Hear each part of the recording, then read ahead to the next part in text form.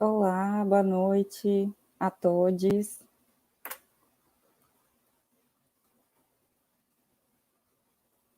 Sejam todos bem-vindos. Nós estamos aqui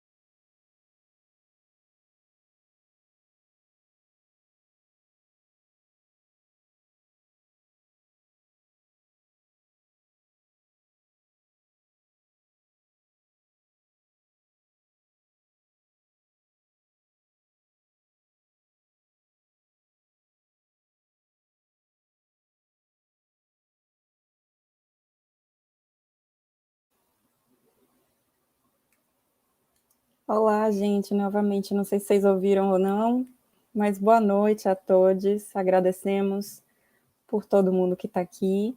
Olá, gente, novamente, não sei se vocês ouviram ou não, mas boa noite a todos. Agradecemos. Eu quero agradecer pela presença de cada uma das convidadas para participarem do Mulheres em Resistência, através da Agenda 2030, em parceria com o artigo 19. Quero agradecer ao GT 2030 pelo espaço de debate gerado e pelo trabalho conjunto que vem sendo realizado pelo artigo e GT. E quero agradecer também a presença de cada uma dessas lideranças que vem modificando estruturas que precisam ser discutidas. Nós escolhemos tratar dos ODS 5, que é referente à discussão e equidade de gênero, e ao ODS 16, que fala do acesso e participação, acesso à justiça, acesso a direitos, porque achamos essencial, no contexto que estamos vivendo, analisar o acesso a direitos através da análise de gênero, raça, etnia e classe como questões centrais, questões delimitadoras. Por conta disso, nossas convidadas de hoje são Carol D'Artora, vereadora da cidade de Curitiba, professora de História, mestre em Educação Feminista Negra, primeira vereadora negra eleita na cidade de Curitiba, com a terceira maior votação nas eleições de 2020. Janete Pataxó, vice-presidenta do Conceito de Caciques Pataxó, no município de Santa Cruz de Cabralha, liderança do território Ponta Grande, é conselheira de saúde, diretora de relações étnicas e sociais na Secretaria de Assuntos Indígenas do município de Cabralha. E Mônica Benício, arquiteta urbanista com foco em direito à cidade, militante de direitos humanos, lésbica e feminista, vereadora do Rio, sendo a 10ª vereadora mais votada da cidade. Eu quero agradecer a presença de cada uma de vocês e passar a palavra para Janete Pataxó, que vai iniciar um diálogo em que nós teremos exposições de cada uma das convidadas. Desculpem por estar repetitivo. Passo a palavra, Janete.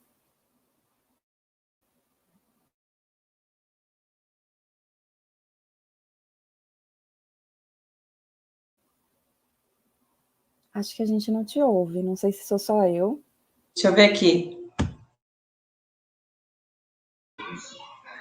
Pronto, boa noite a todas as guerreiras presentes nessa live. A Gabriela, o doutor Daniel que fez convite, as nossas vereadoras aí presentes nessa live. Fico muito feliz por fazer parte e conhecer mulheres aguerridas que têm conhecimento de luta, de causa, na defesa pelos direitos das mulheres, né? Eu sou Janete Pataxó, sou vice-presidente do Conselho de Cacique da Terra Indígena, no município de Cabralha, Bahia. Sou conselheira de saúde, estou também diretora de Relações Étnicas e Sociais na Secretaria de Assuntos Indígenas no município de Santa Cruz Cabralha. Também estou como voluntária vice-presidente da Associação de Pescadores, a APIP. Me orgulho muito, pois somos filhos de pescadores, somos da mata, né, agricultores, somos artesãos também, povo Pataxó tem uma cultura muito rica, e por isso a gente trabalha com a pesca, com a agricultura e com o artesanato. Também eu sou secretária do conselho aqui da comunidade indígena, conselheira, né, e secretária desse conselho do território Ponta Grande. Então, hoje eu venho aqui falar um pouco da nossa luta, da luta do povo Pataxó, da luta da mulher indígena. Nós temos tido vários problemas, nós temos tido vários desrespeitos com o nosso povo Pataxó aqui em Santa Cruz Cabralha. Tem Pataxó em toda a região da Bahia, né, de Itamaraju, Prado, Cabralha, Porto Seguro, Ilhéus e Itabunas. Então a gente fica muito feliz por a gente, né, as mulheres indígenas poder contribuir com essa luta, né? Nós crescemos junto, a mulher Pataxó tem um papel muito importante na luta indígena, que estar junto na luta.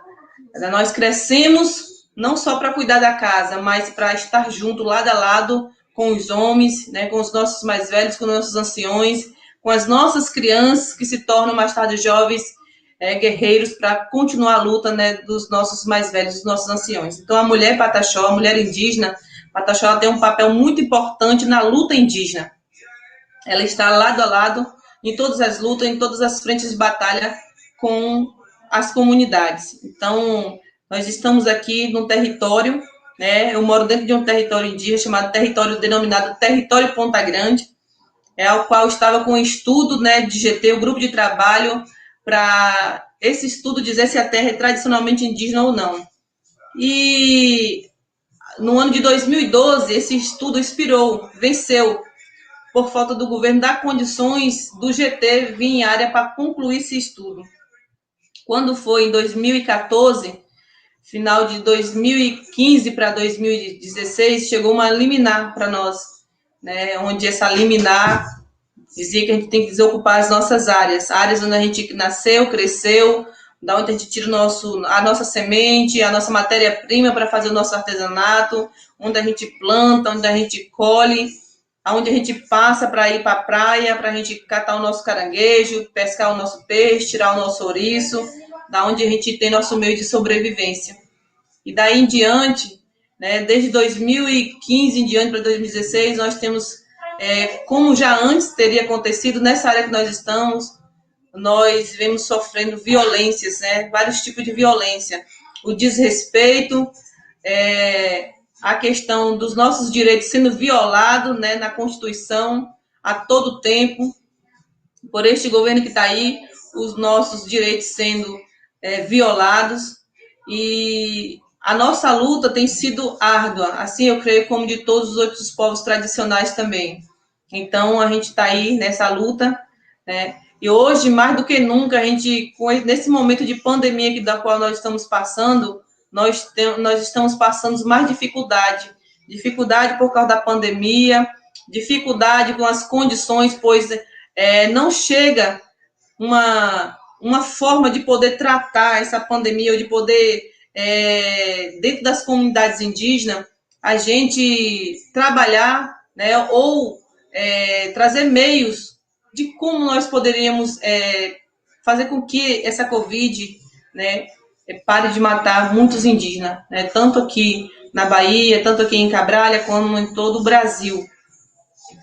Nós temos aí muitos dos nossos anciões morrendo por causa dessa pandemia, dessa Covid, e tudo aquilo que a gente precisa para evitar que a pandemia chegue dentro das nossas aldeias, não tem, por parte do governo, chegado nas pontas, chegado nas comunidades indígenas mesmo. Né? Falta remédios, falta profissionais da saúde para dar conta, pois as comunidades são equipes que são poucas, equipes não são suficientes, as equipes médicas não são suficientes para atender as comunidades indígenas, falta remédio, falta insumo, falta tudo, né? Falta divulgação, né, de como falta orientação, né, da parte do governo de poder trazer essa orientação para as comunidades, suporte também, com a questão do social, nós temos sofrido muito. Então, assim, a gente tem essa pandemia, ela realmente veio para acabar, para querer dizimar os povos indígenas, os povos tradicionais, né, todo aquele que está numa linha ou numa zona de perigo, né, seja dentro das aldeias, seja numa área urbana, que passa necessidade, dificuldade também, tem seus direitos tirados, seja quem está, seja os ribeirinhos, seja os quilombolas, então são todos, né, o pessoal da periferia, né, tem seus direitos aí violados ou não tem assistência adequada da qual deveria ter. Aqui dentro do território nós estamos com 2 liminares, temos liminar para que a gente saia do território, mas também nós não saímos, nós resistimos. Nós temos um grupo de GT que veio para trabalhar aqui dentro do território, mas por causa desse governo parou, né? Por causa da política ou da politicagem, por causa do abuso de poder, né, de certos políticos que se corrompem ou que querem comprar ou que, de uma certa forma, interferem nas demarcações de nossas terras, nos estudos da nossa terra. E por causa disso, nós estamos aqui com falta de água e falta de luz. Dentro do nosso território, nós estamos com o projeto do Luz para Todos parado, que precisa ser concluído. Nós temos também o projeto da água, né, um projeto do governo do estado da Bahia, um projeto da SERB, que perfura poços artesianos. Nós temos um poço que foi perfurado, já foi feita a análise da água, e só falta a equipe vir terminar para concluir o poço para que as águas sejam encanadas para as casas dos nossos indígenas, e nós não temos água potável, nós não temos água para beber nem para cozinhar. Água é vida, água é saúde. E nós, com toda essa pandemia, né, estamos aí como se estivéssemos à deriva. Mas mesmo assim a gente continuamos resistindo para existir. Mas a gente pede socorro, o povo Pataxó pede socorro, né, para que esses projetos que veio para as nossas aldeias, eles sejam concluídos. Dentro desse território do qual nós estamos aqui, nós estamos com liminar, já nós temos 600 e poucas famílias, mais de 2.000 indígenas, só dentro desse território. Só que em Cabral, no território Ponta Grande, fora em outras aldeias que está em questão também de reintegração de posse, onde vem se arrastando há mais de 10, 15, 20 anos, né, terras que são tradicionalmente indígenas, né, e o Brasil todo, o Brasil e o mundo sabe da história, né, Porto Seguro, Cabralha, onde teve a questão da invasão, não foi descobrimento, foi a invasão. Nós já estávamos aqui, invadiram o nosso território, nos roubaram, nos saquearam, e hoje ainda querem brigar discutindo ou ter um estudo para dizer, para comprovar se essas terras são realmente nossas, se são tradicionalmente indígenas. Então, só da história já contar que nós estávamos aqui, acho que não precisaria mais de prova nenhuma para dizer ou para comprovar que as terras são tradicionalmente indígenas, são nossas, do povo Pataxó, ou de qualquer outro povo indígena que habita, né, essa costa da praia aqui de Porto Seguro, Cabralha, Belmonte, Canavieiras, Alcobaça, Prado, então até perto de Salvador ou até divisa lá com o município de Espírito Santo, Vitória. Toda essa costa do litoral nós temos indígena vivendo. Então nós estamos passando por esses momentos difíceis, temos a decisão do juiz aí, a qualquer momento nós podemos estar desocupando as nossas terras, né, por alguém que se diz que é dono, mas que a gente sabe que não é. Os donos somos nós, os donos originários dessa terra somos nós, o povo Pataxó, aqui da Costa do Descobrimento. Então, nós queremos que o governo tenha um olhar, nós queremos que todos os governantes, todas as autoridades do Brasil e do mundo tenham esse olhar especial para os povos indígenas, não só da Bahia, mas do Brasil. Nós temos muitos problemas dentro das terras indígenas. Por isso, nós pedimos a todos os guerreiros, a gente fala guerreiro, a todos os irmãos, porque nós sabemos que tem aquele que está aí, que são autoridades, que está no governo, que conhece a nossa luta, conhece a nossa causa, e que o amor, que a solidariedade está acima de qualquer bem, que os nossos direitos sejam reconhecidos e respeitados pelas autoridades. Nós aqui, nós temos uma luta muito grande, porque além das nossas terras, elas serem nossas, nós somos um povo que estamos aqui há mais de 500 anos, desde o ano quando se diz que Cabral chegou aqui, nós temos uma história, a luta que é nossa, nós não contamos a história, nós somos a própria história, e nós estamos aqui iremos continuar resistindo, né? Passa-se um povo e vem outra geração, mas que a nossa história ela deve continuar. Por isso eu peço a todos, né, ao governo da Bahia, ao governo do Brasil, aos nossos deputados, senadores, aos nossos governadores, que olhem com amor pela causa indígena, pela demarcação das nossas terras indígenas. Nós queremos demarcação já. Nós queremos demarcação já. Por quê? Porque os nossos povos indígenas estão morrendo. É com o garimpo, é com a derrubada de madeiras, é com as queimadas das nossas matas, né? São queimadas, são de propósito para que aquela área fica inviável para que o indígena more, que o indígena ele gosta de preservar, ele gosta de cuidar da terra, ele cuida da terra. Então, nós precisamos de matas, nós precisamos de rios, nós precisamos das nossas terras. Então, eu peço aqui, faço um apelo ao governo da Bahia, ao governo do Brasil, às nossas lideranças, às nossas autoridades aí, né, a ONU, aos nossos parceiros de fora do Brasil, para que venha aí realmente estar atentos com essas políticas para que realmente, né, nós, povos indígenas, sejamos respeitados, para que os nossos direitos, que estão na Constituição, continuem sendo respeitados. Né? Esse é o meu pedido, essa é a minha fala, a minha indignação quanto liderança indígena, mãe, mulher, né, estudando aí para ser uma professora das nossas comunidades, para nós continuar ensinando para os nossas crianças, para os nossos jovens, a questão da nossa luta, porque até a criança indígena, ela nasce, quando nós vamos para frente da batalha, para uma luta, as nossas crianças vão junto com a gente.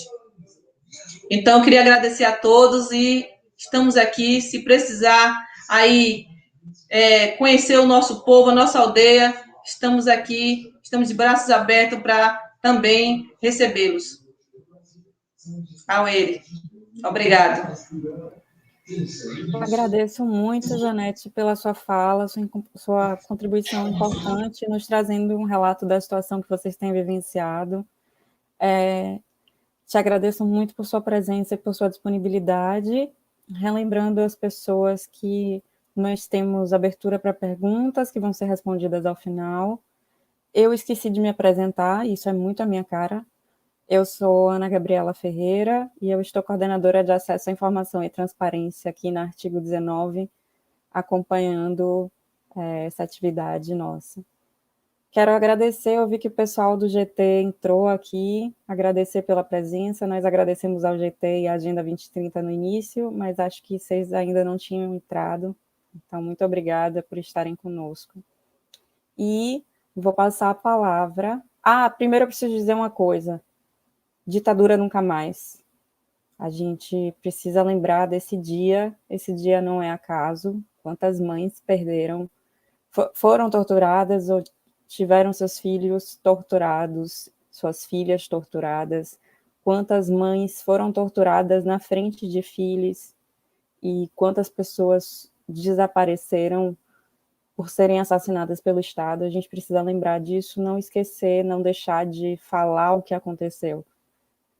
Dito isso, passo a palavra para a nossa vereadora Carol D'Artora. Carol, boa noite, a palavra é sua. Te agradeço de novo por estar conosco.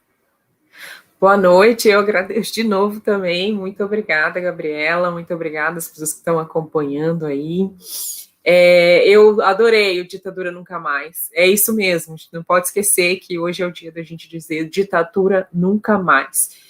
E eu quero começar a minha fala pensando justamente nisso, né? Então, se a gente pensa em ditadura nunca mais, a gente tem que pensar também em efetivar a nossa democracia. E, infelizmente, a gente vive um contexto de crise política gigantesco, de crise sanitária, de crise econômica e de crise social. E isso muito se deve pelo fato da nossa democracia não ter se consolidado até hoje, da gente ter uma estrutura racista e machista na nossa sociedade que impede o acesso, que impede a oportunidade, que cria condições de vidas muito precárias para as mulheres negras, para as mulheres indígenas, e cria barreiras objetivas e simbólicas para que a gente consiga ocupar espaços de poder e decisão, como o espaço da política, por exemplo, o que faz com que a gente tenha essa democracia não efetivada, onde nós não estamos, né? Porque por mais que tenhamos tido êxito nessa última eleição e tenhamos eleito as primeiras mulheres em várias cidades, as primeiras mulheres negras, as primeiras mulheres trans, infelizmente, nós ainda somos subrepresentadas, estamos desproporcionalmente nesses espaços. Então, a gente só vai poder dizer que tem uma democracia consolidada quando houver proporcionalidade. Hoje, no Brasil, somos 52% das eleitoras e esse número, né, não está nas câmaras, nos parlamentos. Aqui em Curitiba, a gente conseguiu, né, elegemos a primeira vereadora negra, mas isso traz uma denúncia muito grande, que é essa subrepresentação das mulheres negras. Então, somos 38 vereadores, são 38 cadeiras de vereadores, apenas 8 de mulheres e apenas uma mulher negra, né? Eu sou a única mulher preta naquele espaço. E aí, considerando, né, toda essa crise que eu disse, a crise social, a crise econômica, a crise política, a gente já avaliava o quanto seria mais, o quanto a pandemia, o quanto a crise sanitária prejudicaria muito mais as mulheres, como isso atingiria muito mais as mulheres. A gente já denunciava isso, e quando a gente faz os recortes, então, mais ainda, né, as mulheres negras aí na base da pirâmide, as mulheres pobres, periféricas, indígenas, muito mais atingidas. E agora a gente vê pesquisas, né, depois de um ano de pandemia, sob um governo que não consegue fazer uma gestão da crise, não consegue, não tem vontade, não compra vacina. Então, sobre essa falta de planejamento estratégico gigantesco que esse presidente tem feito, a gente vê esses números da precarização das nossas condições de vida, explicitarem toda a desigualdade e demonstrarem o que a gente já dizia. Então, o que a gente percebe é mulheres desempregadas, a maior parte das desempregadas, das mulheres que perderam seus empregos, que não tem como trabalhar em home office para se proteger, a maior parte dessas são mulheres negras. Das mulheres que conseguiram se manter aí no contexto dos seus lares e estar em home office, a maior parte está sobrecarregada, porque para nós ainda fica o trabalho dos cuidados, então cuidado com a casa, cuidado com os filhos, né, a gente ainda sofre com a divisão sexual do trabalho, e isso se explicita agora na pandemia. Então a gente vê essas mulheres que estão no contexto doméstico trabalhando sobrecarregadas, o aumento da violência doméstica, então as mulheres tiveram que se recolher para dentro dos lares, e como o lar ainda é um espaço perigoso para as mulheres que dividem aí esse lar com homens, ou com algum companheiro, ou com familiares homens, né, do sexo masculino. Então a gente viu a violência contra a mulher aumentar, o feminicídio contra mulheres brancas diminuir, o feminicídio contra mulheres negras aumentar também, demonstrando o quanto é importante que a gente consiga fazer essas análises a partir desses diversos recortes, olhando para a diversidade que temos no nosso país. Então, somos todas mulheres, mas não somos todas iguais, e é muito importante perceber isso. E a violência política de gênero, né, como mulheres eleitas, né, como uma das mulheres eleitas aí em 2020, a gente está sobre essa extrema violência, que é uma violência que não é nova, mas que se explicita agora também com a nossa participação. Então, quando a gente chega nesses espaços, a gente cria uma fissura nessa estrutura racista e machista, então demonstrando, fazendo uma desconstrução de que a política, de que os espaços de poder e decisão são masculinos, são brancos. Então a gente tem o desafio de criar novas formas do exercício de poder, então de não empreender a mesma política esvaziada, violenta, masculina, branca. O desafio que a gente tem também de pensar projetos que promovam transformação, emancipação para as mulheres, e esses desafios todos debaixo dessa violência política de gênero, que são as dúvidas das nossas capacidades, que é o espanto quando a gente fala e as pessoas percebem que a gente tem alguma compreensão do que está falando, os silenciamentos que a gente sofre cotidianamente, somos ignoradas muitas vezes, né, assediadas. Aqui em Curitiba, eu vivi um contexto de muitos ataques racistas nas redes sociais e até ameaça de morte. Eu acredito que isso foi uma coisa que tomou uma proporção gigante. E infelizmente, isso é algo que a gente tem que se debruçar e pensar, porque a gente precisa continuar na política, a gente precisa fazer política, a gente precisa promover essa emancipação e essa igualdade que eu já falei, mas é preciso que a gente esteja nos espaços, né? E sobre essa violência constante fica muito difícil, porque a gente também tem medo de acontecer a violência objetiva, né, a expressão mais grave da violência política, que é o que aconteceu com a Marielle Franco. Então, os nossos desafios ainda são muito grandes, a gente comemora pequenas vitórias em várias cidades brasileiras, que são essas, né, que já mencionei, as primeiras eleitas em várias capitais, em várias cidades, mas infelizmente as barreiras e a luta que a gente tem que fazer ainda é muito desafiadora, muito grande, ainda mais nesse contexto. Então, por isso, no movimento de mulheres, nós estamos pedindo auxílio emergencial, porque a população precisa, as mulheres precisam. Muitas mulheres negras desempregadas são chefe de família, são a maior parte das mulheres que dizem que tiveram a renda da casa comprometida, porque elas eram as provedoras da casa, então tudo ali passava por elas, né? E nesse momento que elas não podem sair para trabalhar, a renda da casa está comprometida, então é muito importante que a gente tenha renda, então o auxílio emergencial se faz urgente. R$200 que o Bolsonaro quer oferecer agora é ridículo, é um absurdo, é promover mesmo morte no nosso país. Então, auxílio emergencial, vacina, a gente precisa de vacina, o que vai nos tirar dessa crise sanitária tão grande é a vacina. Existe um debate que dicotomiza, né, economia versus vida. Então não pode ter medidas restritivas, não pode ter isolamento social, porque vai quebrar a economia. Esse não é o nosso debate. É possível, com planejamento estratégico, conciliar, amparar a população e proporcionar que a população esteja protegida e fazendo isolamento social, amparando essa população com o auxílio emergencial. Então, a gente precisa, e isso seria muito possível se a gente tivesse um presidente sensível, mas não é o caso.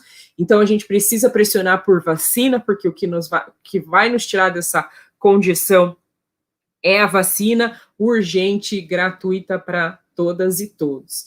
Acredito que é um pouquinho isso do que eu tinha para trazer. Infelizmente, né, esse contexto que a gente está vivendo não está muito legal, nos aprofundou, né, nos jogou mais ainda na desigualdade. Eu vi um artigo também que fala que a gente perdeu uma geração de conquistas em direitos para as mulheres e a gente consegue observar isso na prática. Então, a gente tem que pensar também o pós-pandemia e o projeto político que a gente tem que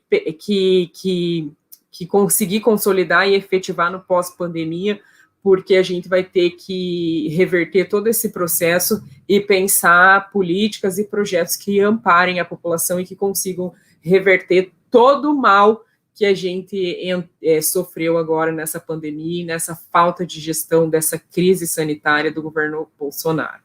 Então, fora Bolsonaro, auxílio emergencial, vacina e fora Bolsonaro. Obrigada.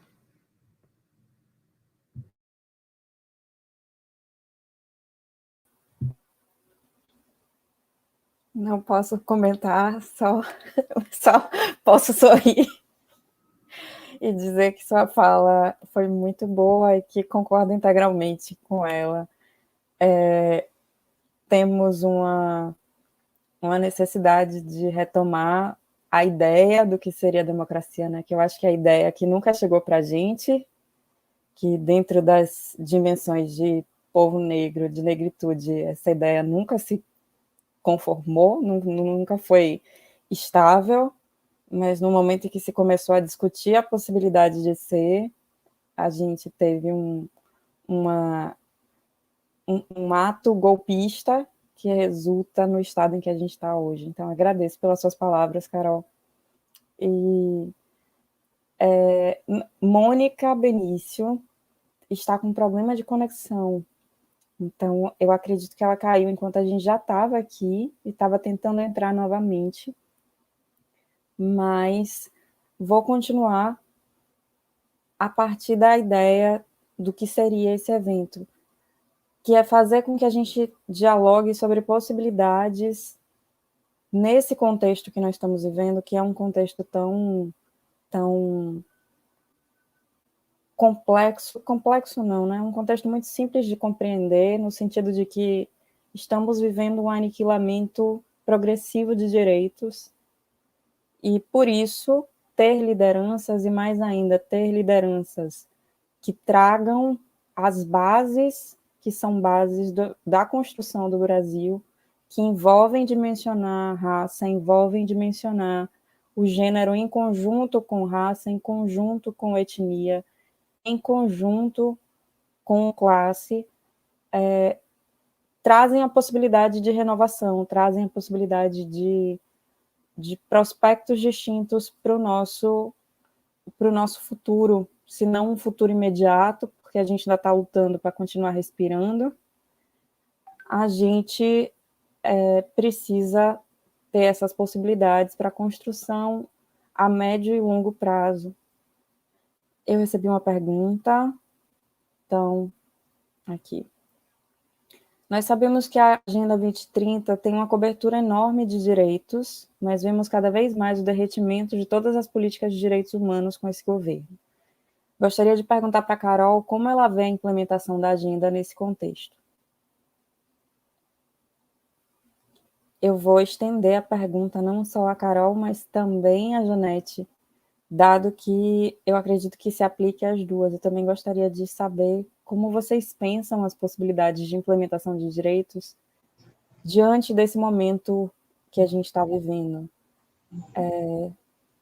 Acho que cabe uma discussão sobre como, né? Não é nem o que, mas como. Olha, eu não vou aqui maquiar, né? Os objetivos do desenvolvimento sustentável são bem complicados quando você não tem uma política, um planejamento, um governo voltado para esse tipo de implementação, né?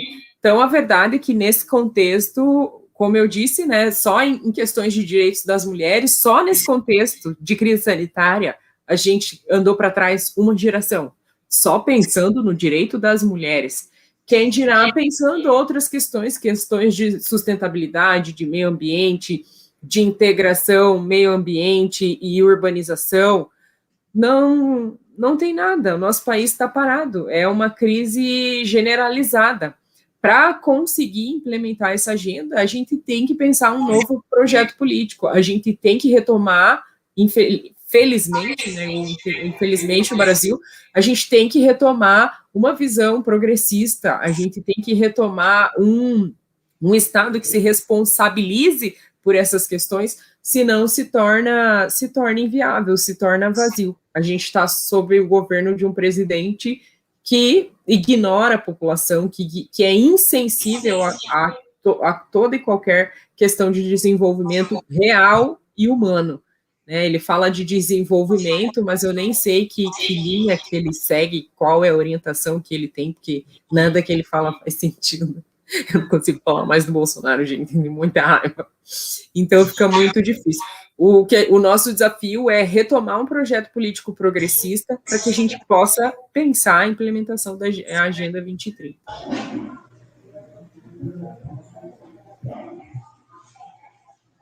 Então, quando a gente fala em sustentabilidade, nós, povos indígenas, a gente queria poder contar muito com o governo, né? Tanto com o governo estadual, o governo dos municípios e o governo federal.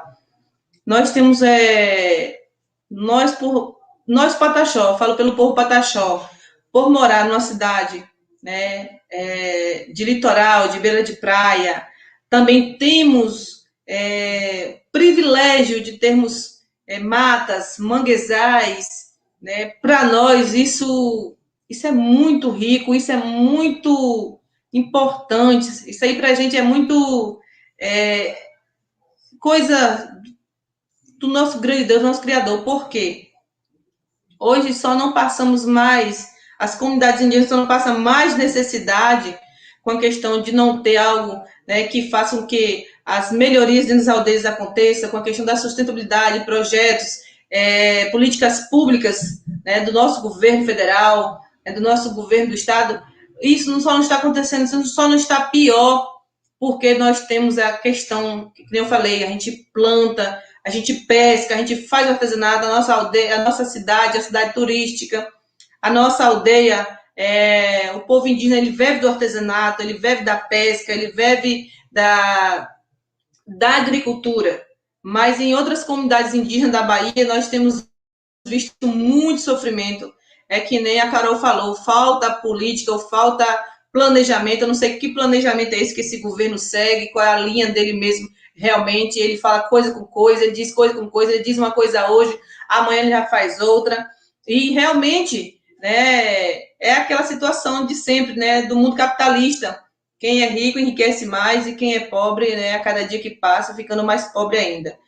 Além de não ter políticas públicas, ter projetos sustentáveis para que venham a ser desenvolvidas as comunidades indígenas, quilombola, periféricas, urbanas, ou de qualquer outro contexto, fica difícil realmente, né, nesse momento, principalmente agora, né, pandêmico, fica muito difícil. Então, também acho que isso é um pouco culpa nossa. Acho que nós deveríamos mudar essa situação. Como? Eu falo culpa nossa por quê? Porque o governo que está aí, alguém elegeu ele. Né? Eu não elegi, eu não votei nele, não votei. Mas teve pessoas que votou, né? Seja lá indígenas, seja negros, quilombolas, ribeirinhos, ciganos, né? Periferia, votou. E se ele hoje está, foi porque a maior parte votou nele. Então, nós temos que parar e pensar quem realmente a gente quer no poder, quem que realmente nos represente. Né? Então, acho que precisa, tanto o povo indígena, o negro, né, o pessoal da periferia, o pessoal dos quilombos, o pessoal dos ribeirinhos, todo o povo, realmente o povo, o povão, a gente ia começar a preencher os nossos espaços, a pensar numa política diferente, né? Eu penso dessa forma, a gente realmente poder colocar pessoas que nos representam, que lutam realmente de fato, que não chegue lá e não se corrompa, que não chegue lá e que viva um conto, ou que faça um teatro. Não, a gente tem que realmente ver como o Brasil deve caminhar, com igualdade para todos, né? Igualdade, e quando a gente tem igualdade, as coisas elas melhoram. Porque quando eu penso em igualdade, eu penso em mim, mas eu penso no meu vizinho do lado. Eu penso no povo de uma outra comunidade. Eu não só penso no povo Pataxó. Quando a gente pensa em projetos, a gente pensa no povo de Porto Seguro, no povo de Prado, no povo de Itamaraju, nos outros indígenas da Bahia. A gente pensa num coletivo, a gente pensa num todo. Eu quero o melhor para mim, mas eu quero o melhor para o meu parente. Pelo menos nós indígenas, nós povo indígena, a gente pensa dessa forma, a gente age dessa forma. Quando eu quero o melhor para mim, eu quero o melhor para o meu parente, né? Então é dessa forma que nós temos que fazer. É desse jeito que nós temos que lutar, começar a ocupar os nossos espaços, começar a eleger mulheres, eleger todas a pessoal de todas as lutas, né? De todos aí segmentos, estar, porque eu represento o povo pataxó, eu represento todo o povo indígena da Bahia, né? Se eu tiver numa luta coletiva pela causa indígena, eu posso estar representando, mas às vezes eu preciso ter um representante aqui, tem outro representante lá, ou ocupar os espaços para que a gente realmente seja ouvidos, para que a gente realmente tenha igualdade, porque nós precisamos mudar a política desse Brasil. É um Brasil corrupto, nosso país é um país corrupto, é uma vergonha ter um auxílio, né, de R$ 200, enquanto muitas mães aqui na nossa aldeia que tinha seu Bolsa Família, que estava pegando seu auxílio, né, o governo, antes de acabar a última parcela do auxílio emergencial, já cortou, né, ainda diminuiu, e outros ainda perderam o seu Bolsa Família. Então, se hoje aquelas mães que não podiam trabalhar porque estavam de bebê novo, recém-nascido, que não pode pegar, né, ir para o mar pescar mesmo, se não pode ir para a roça plantar porque exige esforço físico, essas mães, se não é as mães, não é as vós, os avós, os tios, nós ajudarmos, essas mães estariam passando necessidade, ou estão passando necessidade, porém, né, de uma forma com que a gente se une, se der as mãos, e o que falta aqui, a gente tenta completar ali. Mas isso é muito triste, isso é doloroso. Eu fico triste quando eu vejo pessoas, né, passando necessidade numa fila, né, que nem eu vi uma reportagem em São Paulo, em numa fila para pegar uma marmita, às vezes para ter que dividir, porque as marmitas não estavam dando um para cada família, para cada pessoa da família, estava dando uma marmita para 3, 4 pessoas de uma família só. A fome dói, né? A sede dói.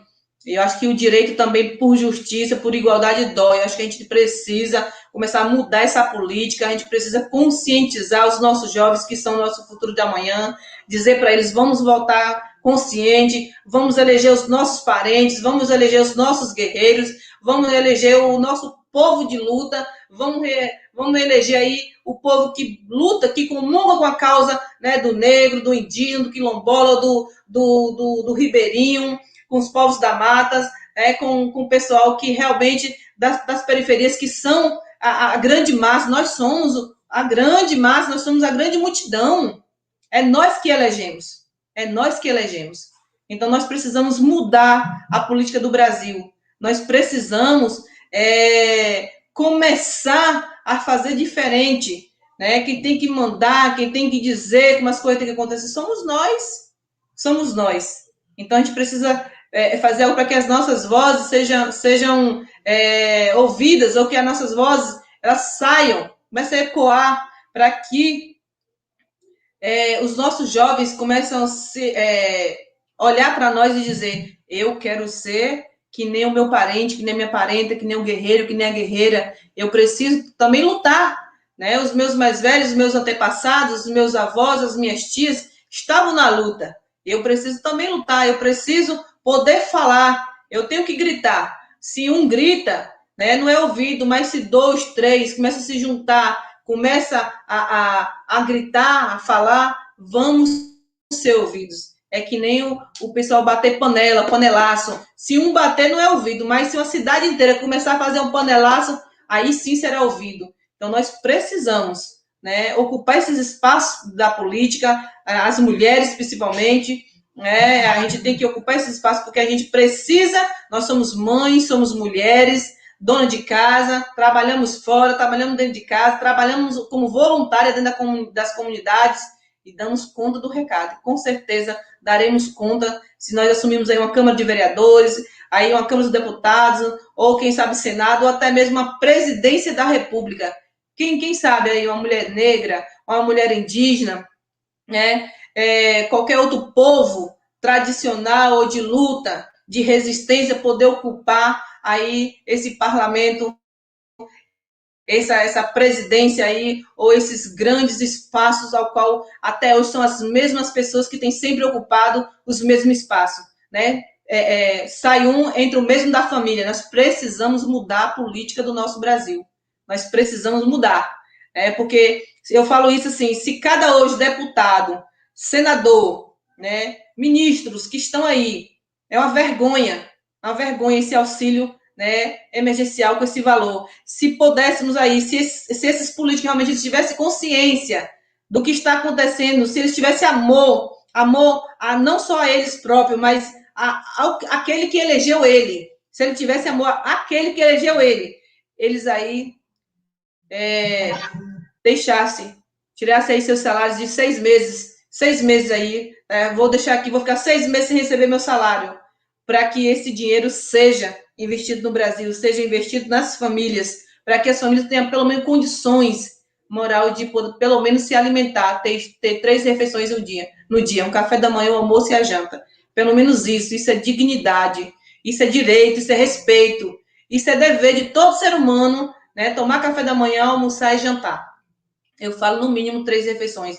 E se esses políticos, se eles se abdicassem de seus salários por no mínimo aí 6 meses, de senadores, deputados, ministros, se juntassem, eu tenho certeza que o nosso Brasil não estaria dessa forma. E que as nossas mães, as nossas mulheres, que tanto lutam, que tanto estão aí resistindo para criar os seus filhos, né, mulheres, mães solteiras, mulheres de luta, chefes de família, não estariam passando agora uma dificuldade muito grande da qual estão passando. Eu sei disso. Eu estou aqui na base, estou na aldeia, mas eu tenho conhecimento com as mulheres daqui, mulheres de assentamentos, mulheres ribeirinhas, mulheres pescadoras e marisqueiras de outras áreas, um povo que tem aqui também próximo a nós aqui, e que a gente sabe que são pessoas que de luta, de resistência, que a gente sabe que a gente precisa estar junto, dar as mãos para a gente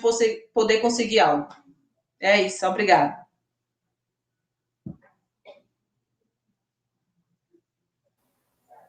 Agradeço, Janete. Agradeço pela fala, pela resposta. Agradeço a vereadora Carol D'Artora também. E agradeço pela presença de todas as pessoas que nos assistiram.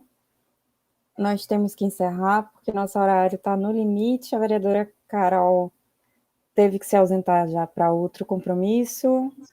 A vereadora Mônica não conseguiu retornar para a live e nós temos o limite do tempo. Então, eu quero agradecer a todas as pessoas que participaram, agradecer a mesa, a Janete Patachó, liderança que trouxe uma perspectiva de como todos esses entrelaces eles se aplicam quando a gente está tratando de lideranças femininas, como ela retratou em sua fala, são mulheres, mães, donas de casa, trabalhadoras de fora de casa e dentro de casa, lideranças, representações que estão nas bases e que estão na sustentação do que nós temos hoje e que são grandes mobilizadoras sociais, acima de tudo.